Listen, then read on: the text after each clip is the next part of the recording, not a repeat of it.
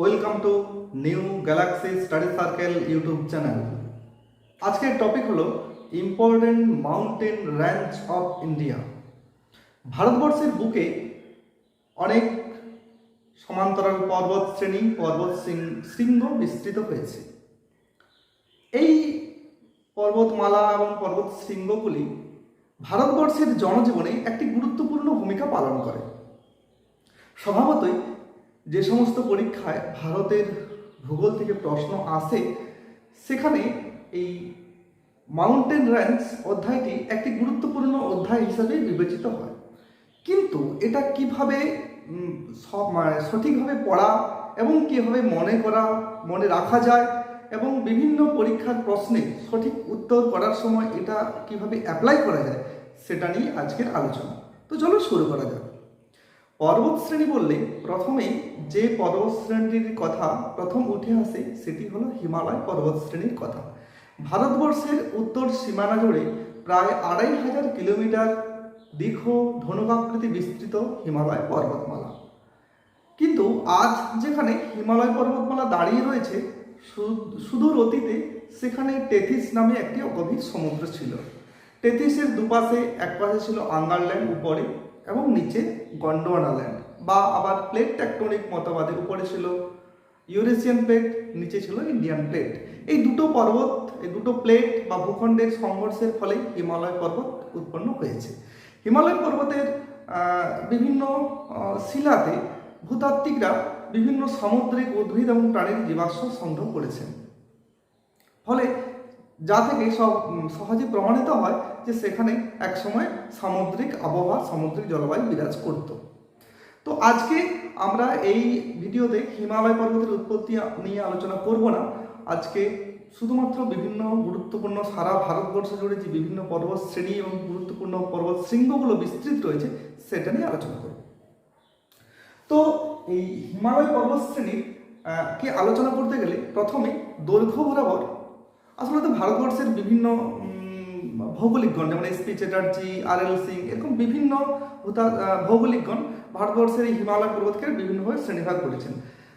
তো তাদেরই একটা জিস্ট নিয়ে যদি আলোচনা করা যায়, দেখা যায় যে হিমালয় পর্বত প্রথম কতগুলো সমান্তরাল পর্বত শ্রেণী নিয়ে গঠিত। প্রথম যে পর্বত শ্রেণীটার নাম আছে সেটা হলো শিবালিক পর্বত শ্রেণী। এইভাবে শিবালিক পর্বত শ্রেণী বিস্তৃত হয়েছে।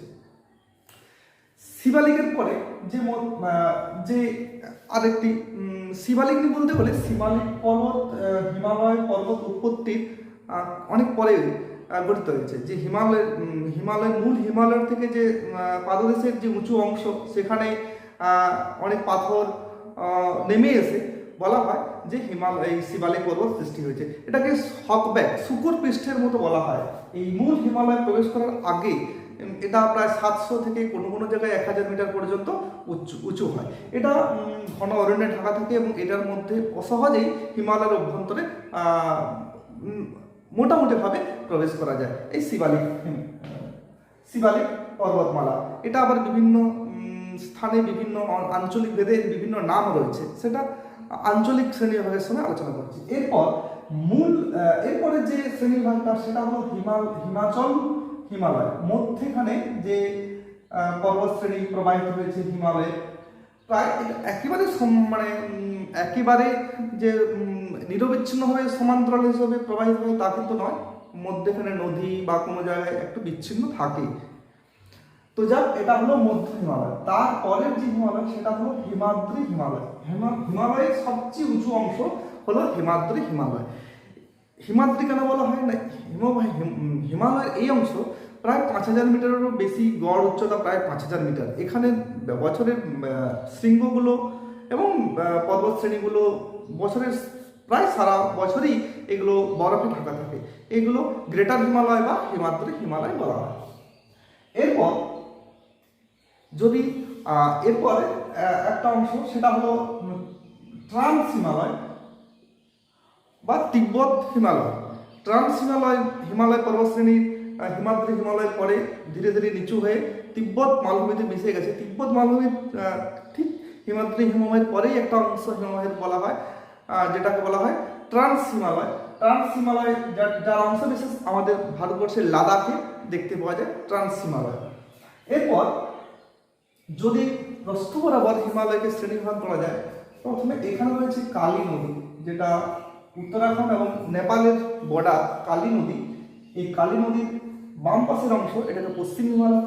এখানে রয়েছে সিঙ্গালীলা পর্বতশ্রেণী, এটা হলো এই কালী নদী থেকে সিঙ্গালীলা পর্বতশ্রেণী নেপালের যে অংশ এটাকে বলা হয় মধ্য হিমালয়, এবং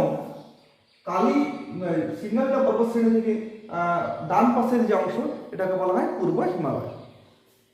এরপর প্রথমে এই পশ্চিম হিমালয়কে আবার তিনটি আঞ্চলিকভাবে ভাগ করা হয়েছে: কাশ্মীর হিমালয়, হিমাচল প্রদেশের পাঞ্জাব এবং হিমাচল প্রদেশের যে অংশটি পাঞ্জাব এবং হিমাচল হিমালয়, এবং উত্তরাখণ্ড রাজ্যের মধ্যে যে অংশটি বিস্তৃত হয়েছে সেটা হলো হিমাচল হিমালয়।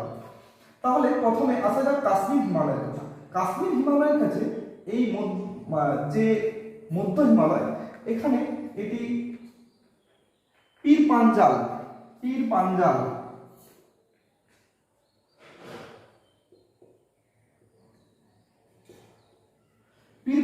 রেঞ্জ কাশ্মীর হিমালয় প্রবেশ করার মধ্যে এখানে পীর পাঞ্জাল হিমালয় রয়েছে। তার আগে বলা যাক যে শিবালিক হিমালয়, এখানে কাশ্মীরে জম্মু কাশ্মীর রাজ্যের কাশ্মীর হিমালয় নিয়ে আলোচনা করছি।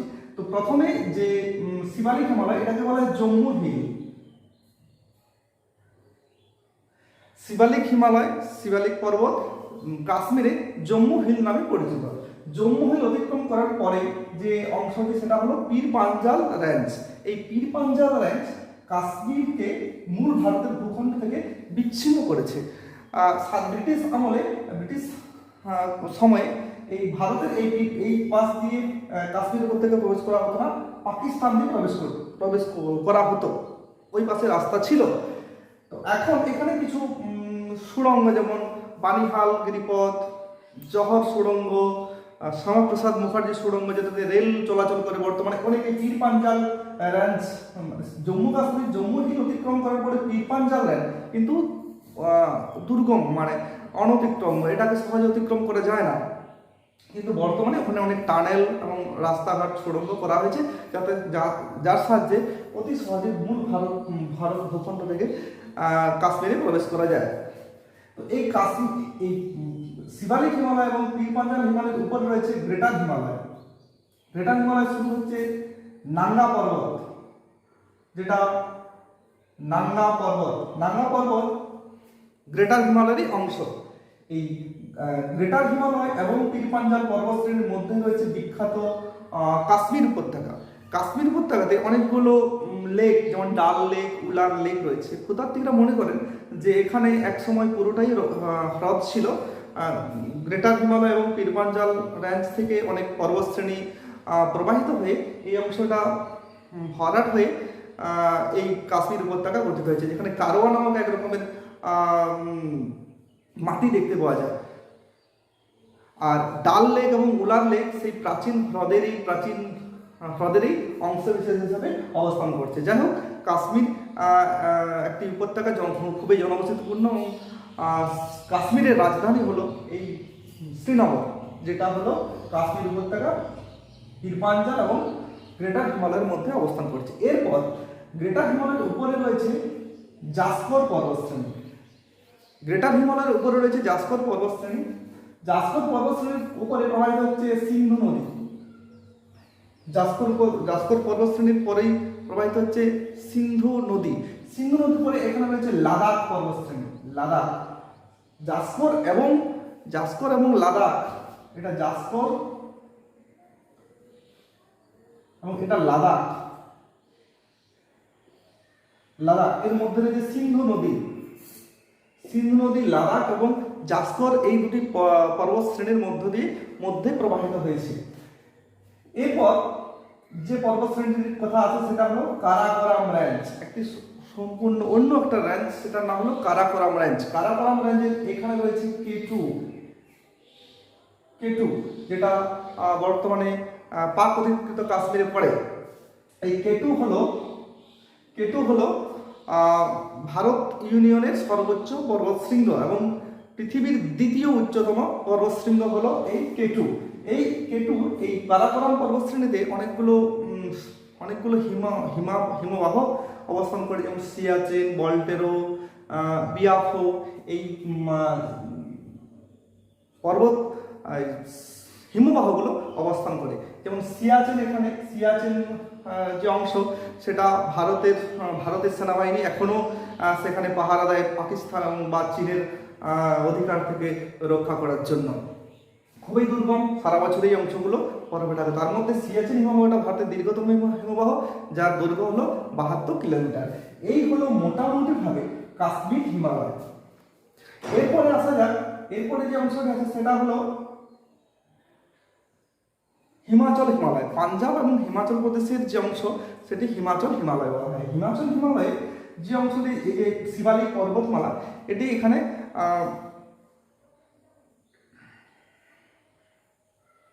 শিবালিক পর্বতমালা নামে পরিচিত, যেটি এই হিমাচল প্রদেশ রাজ্যে, মূলত হিমাচল প্রদেশ রাজ্যের মধ্যেই অবস্থিত। হিমাচল হিমালয়ের যে গুরুত্বপূর্ণ বৈশিষ্ট্য হলো, এখানে সুউচ্চ পর্বতমালা, মানে 8000 মিটারের উপরে বেশি উঁচু পর্বতশৃঙ্গ কিন্তু দেখা যায় না, কিন্তু এখানে যেটা দেখা যায় সেটা হলো কতকগুলো গুরুত্বপূর্ণ উপত্যকা, ভ্যালি, কতগুলো পর্বতশ্রেণীর মধ্যে যে উপত্যকা, কতগুলো বিখ্যাত উপত্যকা দেখতে পাওয়া যায়। তো চলো দেখা যাক কি কি বিখ্যাত উপত্যকা এই হিমাচল হিমালয় রয়েছে। প্রথম যে উপত্যকাটার কথা বলা হয় শিবালিক, এবং এখানে রয়েছে ধৌলাধর পর্বতশ্রেণী।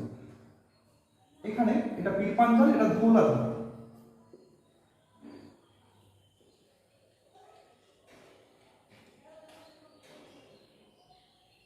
ধৌলাধর হলো মধ্য হিমালয়ের অংশ।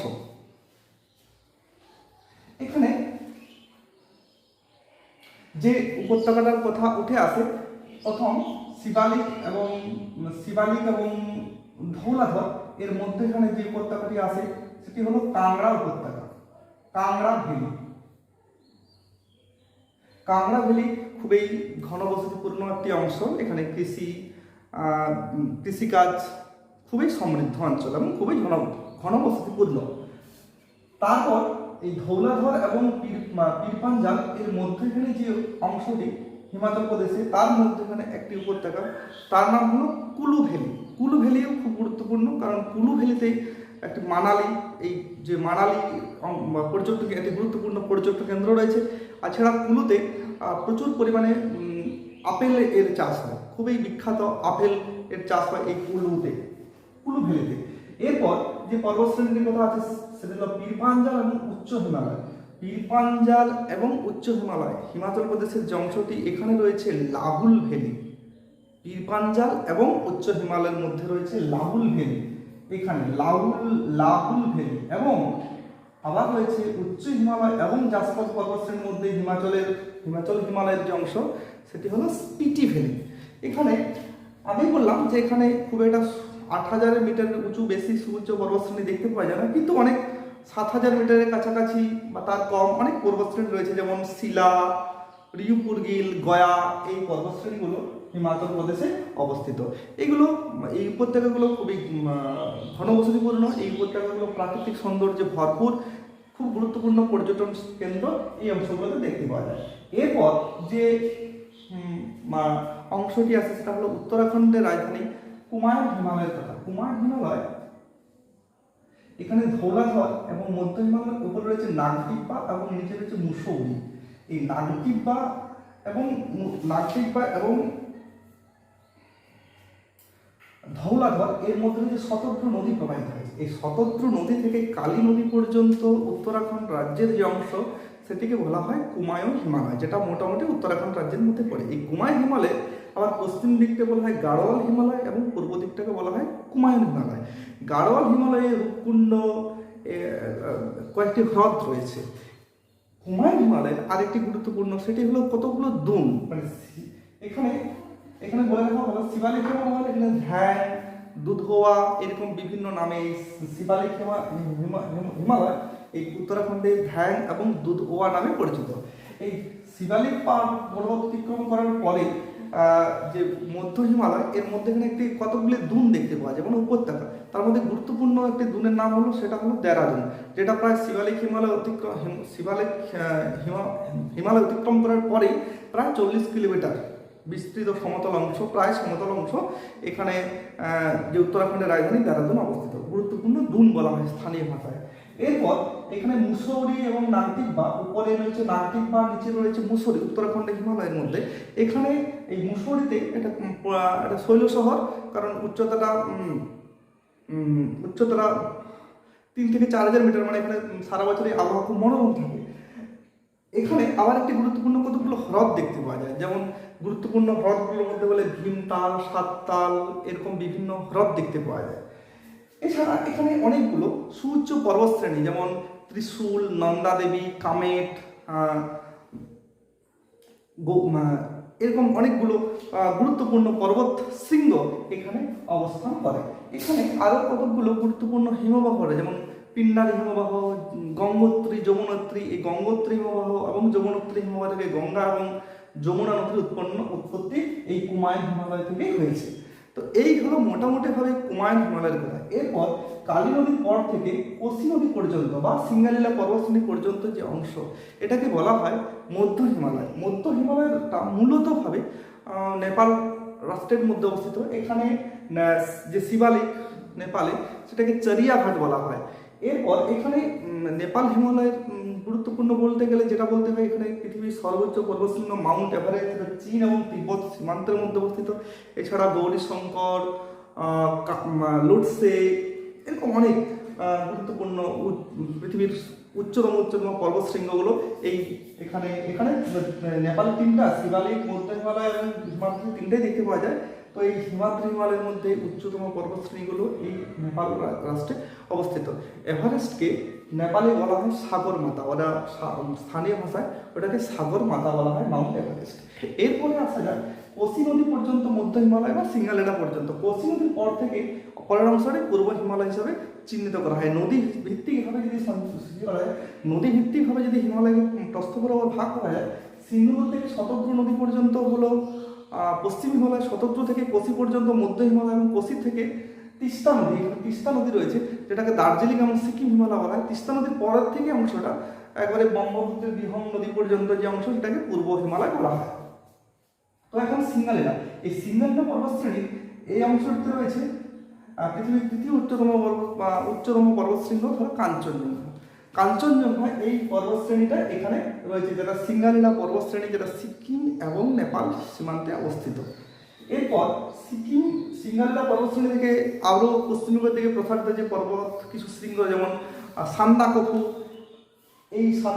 এইগুলো, যেটা সান্দাকফু হলো পশ্চিমবঙ্গের সর্বোচ্চ পর্বত শৃঙ্গ। এছাড়া এরপরে এদিকে প্রবাহিত হচ্ছে সিনচাল মহাধিলাম জলবিভাজিকা, যেখান থেকে 11টি পর্বত শৈল শ্রেণী বিভিন্ন দিকে প্রসারিত হয়েছে। এরপরের অংশ এখানে একটা চুম্বি ভ্যালি রয়েছে। চুম্বি ভ্যালির পরে এই অংশটা, ভুটান হিমালয়, যেটাকে আসাম হিমালয় বলা হয়। এরপরে আসাম হিমালয় সৃষ্টি শুরু হয়। আসাম হিমালয় ভুটানের যে অংশ, এখানে ভুটানের যে কিছু ভুটান রাষ্ট্রের অন্তর্গত, আমরা সেটা ডিটেলসে আলোচনা করবো না। এখানে কতগুলো কিছু পর্বত শ্রেণী রয়েছে, যেমন চামোলারি, কুলাকাংড়ি, এই পর্বত শ্রেণী যেগুলো হিমালয়ের অংশ, ভুটান হিমালয় রয়েছে। এরপরে আমরা অরুণাচল বা আসাম হিমালয় নিয়ে আলোচনা করবো। এখানে এই যে শিবালিক পর্বতশ্রেণী, এখানে প্রথমে ডাকলা, এই শিবালিক পর্বতশ্রেণী অরুণাচল, আসাম হিমালয় শিবালিক পর্বতশ্রেণী 3টা, শিবালিক, হিমাচল এবং হিমালয়, 3টা হিমালয় এখানে অবস্থিত। এখানে প্রথম যে শ্রেণীটা, তার নাম হলো ডাকলা, এটা শিবালিক হিমালয়ের অংশ। ডাকলার পরে রয়েছে মিরি পর্বতশ্রেণী, তারপর রয়েছে এভার এবং এবারে সর্বশেষে যেটা প্রসারিত অংশ তিব্বত পর্যন্ত বিস্তৃত হয়েছে, সেটার নাম হলো মিসমি পর্বতশ্রেণী। এই সমস্ত সমস্তগুলোই শিবালিক হিমালয়ের অন্তর্গত। এরপর এই শিবালিকের পরে আবার মধ্য হিমালয়ের অংশ রয়েছে, এবং মধ্য হিমালয়ের উপরে রয়েছে এখানে হিমাদ্রি পর্বতশ্রেণী, যার এখানে সর্বোচ্চ শৃঙ্গ নামচাও আরোয়া, যেটা তিব্বতের দিকে পড়ে। এরপর এখানে অসমের সাদিয়ার কাছে সিনটেক্সিয়াল বেন্ড বা চুলের কাঁটার মতো বাঁক নিচ্ছে, বাঁক নিয়ে সেটা আবার উত্তর পূর্ব দিকে বিস্তৃত হয়েছে। উত্তর পূর্ব দিকে বিস্তৃত সমস্ত পর্বতশ্রেণীগুলো উত্তর পূর্ব দিকে বিস্তৃত হয়েছে। এই পর্বতশ্রেণীগুলো পূর্বাচল নামে পরিচিত। এখানে পূর্বাচলে যে গুরুত্বপূর্ণ পর্বতশ্রেণীগুলো রয়েছে, প্রথমে হলো ত্রিপুরা রাজ্যের মধ্যে অবস্থিত। তারপরে বরাইল এটা নাগাল্যান্ড এবং মণিপুরের সীমান্ত। আসলে এই উত্তর পূর্বের যে পর্বতশ্রেণীগুলো অনেকগুলোই সীমান্ত, অনেক সীমারেখা হিসাবে চিহ্নিত করে, বিভিন্ন সীমারেখা হিসাবে। তারপর রয়েছে নাঙ্গা পর্বত, তার উপর রয়েছে পাটকই পর্বত। এগুলোর মধ্যে যেমন বরাইলের সর্বোচ্চ শৃঙ্গ হলো টেম্পু, নাগা পর্বতের সর্বোচ্চ শৃঙ্গ হলো জাভ্ভো এবং পাটকইয়ের সর্বোচ্চ প্রবংশ হলো সাতমারি হলো পাটকই এর সর্বোচ্চ পর্বতশৃঙ্গ। এরপর এখানে রয়েছে মণিপুর রেঞ্জ, মণিপুর রাজ্যের মধ্যে অবস্থিত মণিপুর রেঞ্জ। এটা হলো এর সর্বোচ্চ শৃঙ্গ হলো কোব্রু। তারপর এখানে রয়েছে লুসাই, মিজোরাম এবং মায়ানমার সীমান্ত বরাবর উত্তর দক্ষিণে বিস্তৃত হয়েছে লুসাই পর্বতশ্রেণী। পূর্ব নাম লুসাই, বর্তমানে নাম হলো মিজোরাম। এরপর এর বিস্তৃত অংশ বলা হয় যে আন্দামান নিকোবর পর্যন্ত, মানে মায়ানমার ছেড়ে আন্দামান নিকোবর পর্যন্ত দ্বীপপুঞ্জ বিস্তৃত হয়েছে। আন্দামান নিকোবর দ্বীপপুঞ্জের সর্বোচ্চ পর্বতশৃঙ্গ হলো স্যাডেল পিক, যেটা আন্দামানের যে উত্তর আন্দামান, সেই উত্তর আন্দামান দ্বীপে অবস্থিত স্যাডেল পিক হলো আন্দামান এবং নিকোবরের সর্বোচ্চ পর্বতশৃঙ্গ। এছাড়া এখানে ব্যারেন এবং নারকন্ডাম বলে দুটো আগ্নেয় দ্বীপ রয়েছে। এখানে উত্তর পূর্ব দিকে আরেকটি পর্বতশ্রেণী, আরো কয়েকটি গুরুত্বপূর্ণ পর্বতশ্রেণী, সেটি হলো মিকি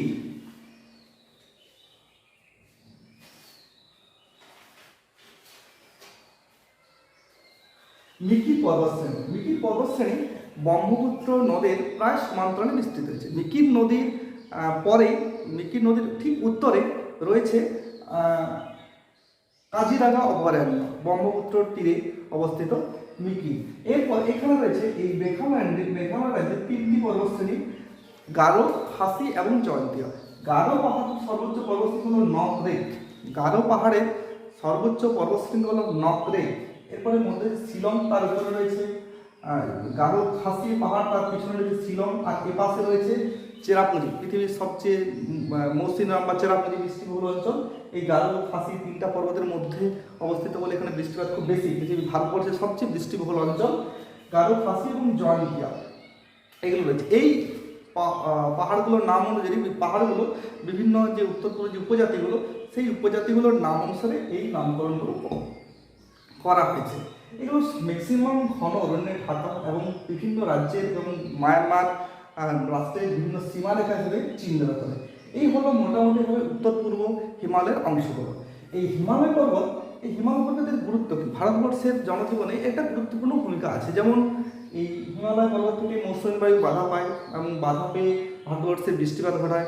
শীতকালে সাইবেরিয়ার শীতকালের বাতাস এই হিমালয় পর্বত অতিক্রম করতে পারে না, ফলে শীতের হাত থেকে ভারত রক্ষা পায়। এছাড়া হিমালয়ে অনেক বরফগলা নদী উৎপন্ন হয়েছে। হিমালয়ে অনেক ঘন অরণ্য, সরলবর্গী অরণ্য, যে অরণ্যগুলো বিভিন্ন শিল্প কর্মে কাজে লাগে। এইভাবে হিমালয় পর্বত, আবার বলা হয় যে হিমালয় পর্বত প্রাচীনের মতো অবস্থান করে, বহিঃশত্রুর আক্রমণ থেকে রক্ষা করে। কিন্তু বর্তমান সময়ে সেটা হয়তো আর বলা চলে না, কারণ বর্তমান যুদ্ধ একটা মিসাইল সিস্টেমে এখানে এই দুর্গম সীমারেখাটা বিশেষভাবে বিবেচিত হয় না। যাই হোক, এটা হলো ভারতবর্ষের হিমালয়, মোটামুটিভাবে হিমালয় পর্বত শ্রেণীর কথা। এরপরে আসা যাক ভারতের মূল ভূখণ্ডে। প্রথম যে পর্বত শ্রেণীর কথা হলো সেটা হলো আরাবল্লী পর্বত শ্রেণী। আহমেদাবাদ থেকে দিল্লি পর্যন্ত বিস্তৃত আরাবল্লী পর্বতশ্রেণী একটি হিমালয় একটি নবীন ভঙ্গিল পর্বতমালা, যেটা লেট ক্রিটেসিয়াস যুগে শুরু হয়েছিল, জিওলজিক্যাল এজ শুরু হয়েছিল। আর এটা হলো 60 থেকে 70 কোটি বছর আগে ভারতবর্ষের সবচেয়ে প্রাচীন পর্বতশৃঙ্গ সেটা হলো শিবালিক আরাবল্লী পর্বতশৃঙ্গ। এটা দিল্লি পর্যন্ত বিস্তৃত হয়েছে। দিল্লির যে রাইসিনা হিল বলা হয় সেটা হলো এই আরাবল্লী পর্বতেরই সম্প্রসারিত অংশ। এখানে আরাবল্লী পর্বতের সর্বোচ্চ শৃঙ্গ হলো গুরু শিখর। সবচেয়ে মাউন্ট আবু, গুরু শিখর হলো মাউন্ট আবু রয়েছে এবং গুরু শিখর হলো আরাবল্লী পর্বতের সবচেয়ে উচ্চতম পর্বত শৃঙ্গ। আরাবল্লী পর্বতে কিছু হিমবাহের ক্ষয়কার্যের চিহ্ন পাওয়া গেছে। তাহলে আজ এখানে এই পাশে থর্মভূমির প্রান্তে আরাবল্লী পর্বতে একটা শুষ্ক মরুভূমির পর্বতে সেখানে হিমালয়ের চিহ্ন পাওয়া গেছে। এইভাবে বিভিন্নভাবে ভূতাত্ত্বিকরা প্রমাণ করেছেন যে আর ভারতের সবচেয়ে উচ্চতম পর্বতশৃঙ্গ, সবচেয়ে প্রাচীন ভঙ্গি পর্বত হলো এই আরাবল্লী পর্বতশ্রেণী। এরপর যে পর্বতশ্রেণীর কথা আসে সেটা হলো বিন্ধ্য পর্বতশ্রেণী। বিন্ধ্য পর্বতশ্রেণী এই গুজরাট থেকে একেবারে বিহারের সাসারাম পর্যন্ত বিস্তৃত হয়েছে। এর পূর্ব দিকটা বলা হয় কাইমুর। এর উপরটা ক্ষয়প্রাপ্ত হয়ে সমতল হয়েছে এবং ধারগুলো ধাপে ধাপে নেমে গেছে। বিন্ধ্য পর্বত থেকে দক্ষিণ ভারতে শুরু হয় এবং বিন্ধ্য পর্বত প্রাচীন যুগে দক্ষিণ ভারতে প্রবেশ করার ক্ষেত্রে অন্তরায় হয়ে দাঁড়াতো। এরপরে যে পর্বতশ্রেণীর কথা হলো সেটা হলো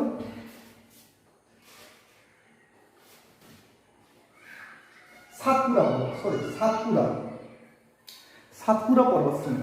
সাতপুরা এবং বিন্ধ্য এই দুটো হলো স্তূপ পর্বত এবং এর মধ্যেখানে রয়েছে নর্মদা নদী হলো গ্রস্ত উপত্যকা। এই সাতপুরা পর্বতের সর্বোচ্চ শৃঙ্গ হলো ধূপগড়। এর নিচে রয়েছে মহাদেব পর্বত, যার সর্বোচ্চ শৃঙ্গ হলো 5 মাইল। এরপর এখানে রয়েছে মহাকাল পর্বত শ্রেণী। মহাকাল পর্বতের সর্বোচ্চ শৃঙ্গ হলো অমরকণ্টক শৃঙ্গ থেকেই উৎপন্ন হয়েছে নর্মদা নদী এবং এই নর্মদা নদী ভারতবর্ষের মধ্যখানে প্রবাহিত হচ্ছে কর্কটক্রান্তি রেখা তাকে দুবার ছেদ করেছে। এই মহাকাল পর্বত শ্রেণী অমরকণ্টক এটা একটা গ্রেট ডিভাইডিং রেঞ্জ বলবো আমি, কারণ এখান থেকে এপাশে প্রবাহিত হচ্ছে সোন নদী, এপাশে প্রবাহিত হচ্ছে মহানদী, এপাশে নর্মদা, এপাশ থেকে আবার চম্বল যেগুলো গঙ্গায় মিলিত হয়েছে, কিছু গোদাবরীর নদী অংশ থেকে মিলিত হয়েছে। এই মহাকাল পর্বতশ্রেণী অমরকণ্টক শৃঙ্গ একটি বিশেষ উচ্চভূমি যেখান থেকে বিভিন্ন দিকে নদী প্রবাহিত হয়েছে। ভারতের গুরুত্বপূর্ণ মহানদী এবং নর্মদা, কোশি এই নদীগুলো প্রায় কাছাকাছি অঞ্চল থেকে উৎপন্ন হয়েছে, কিন্তু বিভিন্ন দিকে প্রবাহিত হয়ে বিভিন্ন সাগরে মহাসাগরে পতিত হয়েছে। এরপর যে পর্বতটার কথা আছে সেটা হলো পশ্চিমঘাট পর্বতমালা। পশ্চিমঘাট পর্বতমালা এটাকে 3টা অংশে ভাগ করা যায়। গোয়ার উপর দিকটা গোয়া রাজ্যের গুজরাট উপকূল থেকে শুরু হয়, গোয়ার উপকূল পর্যন্ত উত্তরাংশের অংশ, মধ্যভাগ আর নিচের দিকটা নিম্নাংশ। 3টা ভাগে উচ্চ, মধ্যম, নিম্ন 3টা অংশে ভাগ করা যায়। এইখানে রয়েছে গোয়া। এই পশ্চিমঘাট পর্বতমালা আরব সাগর থেকে দ্রুত উপরে উঠে গেছে, আর এই পাশটা পূর্ব দিকটা সিঁড়ির মতো ধাপে ধাপে নেমে গেছে। উপরের দিকটা ওই আগ্নেয়গিরির লাভা দ্বারা গঠিত বলে এটা সমতল ধাপে ধাপে নেমেছে, এবং নিচের দিকটা রূপান্তরিত গ্রানাইট ও বিশ শিলায় গঠিত বলে এখানে পর্বতশৃঙ্গগুলো করে গোলাকার হয়। এখানে পর্বতশৃঙ্গ হলো কলসুবাই,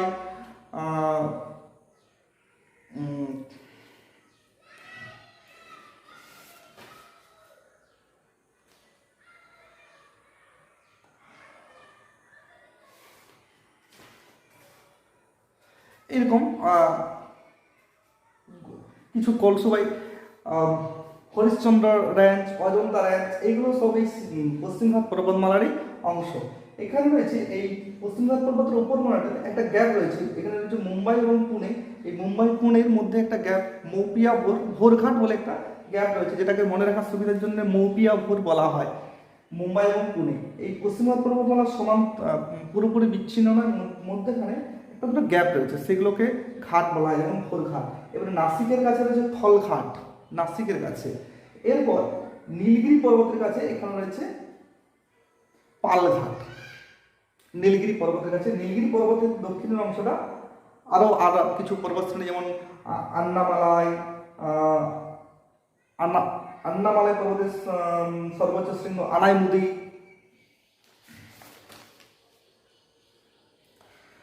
পালনি, এদিকে প্রবাহিত পালনি, কারডামন, এই দক্ষিণ দিকে পশ্চিমবঙ্গ পর্বতের দক্ষিণ দিকের অংশ নেয়। এই শিবালিক পশ্চিমবঙ্গ পর্বতমালায় বঙ্গোপসাগরে মৌসুমের আরব সাগরীয় শাখা এই পশ্চিমবঙ্গ পর্বতে বাধা পেয়ে এই পাশটাতে প্রচুর বৃষ্টিপাত ঘটায়, ফলে এখানে ঘন অরণ্য সৃষ্টি হয়েছে। এই পাশটাতে এখানে বৃষ্টির ছায়া অঞ্চল, মানে বৃষ্টিপাত কম হয়, এটার জন্য বৃষ্টির ছায়া অঞ্চলের সৃষ্টি হয়েছে। এখানে পশ্চিমবঙ্গ পর্বতের একটি বিশেষ বৈশিষ্ট্য, এখানে শোলা বলে অরণ্য দেখা যায়। শোলা অরণ্য কি না, প্রায় 2000 মিটারের কাছাকাছি যে উচ্চতম অংশ পশ্চিমঘাট পর্বতের, এখানে একটি বিশেষ ধরনের বনভূমি দেখা যায়। কারণ এখানে কুয়াশা বা অন্যান্য যে বায়ুমণ্ডল আবহাওয়া এগুলো বেশি দেখা যায় না। এই পরিবেশে এক ধরনের বিশেষ অরণ্য গড়ে উঠেছে যা পৃথিবীর কোনো অঞ্চলে দেখা যায় না।